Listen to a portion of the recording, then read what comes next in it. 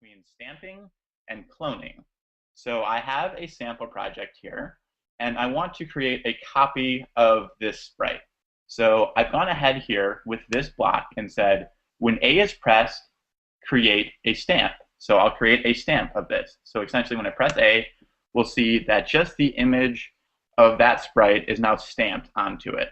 Okay, so let me say now change color effect by 10. So we see the color changing. So when I create a stamp, all it's going to do is just take the color there. So it's not going to change, it's not going to dynamically change and take those attributes. So again, we can do this again. So we're just stamping at that point in time exactly what it looked like, almost like, for instance, like a photograph of a person. It's not the actual person, but rather just that image in that second. So that's interesting. Now, what if we wanted to create a clone? What does that look like, and what does that offer us? Well, let's go ahead and clear out all these stamps. Okay. So now I'll go ahead and say when space key is pressed, create a clone of myself. So let's see what that looks like. So I'll go ahead and press the space bar. And okay, well that looks really similar to a stamp. So what's the difference? Is there any difference? Well, there is, because I'll create another clone.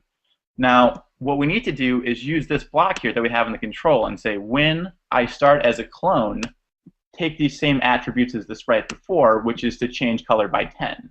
So now when I create a clone, I can now control that clone with this block. So I'll go back. You see it's changing. And I'll go ahead and I'll press the space bar.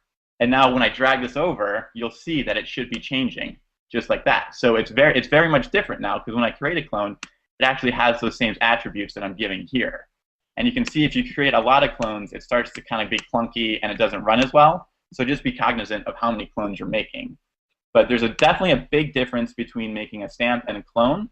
And I encourage you, I don't want to call MJ out on this, but if you do need to make copies of sprites for your project, I would suggest using a clone as opposed to creating a bunch of different sprites here in your sprite library. So I would definitely encourage you to use clones and stamps.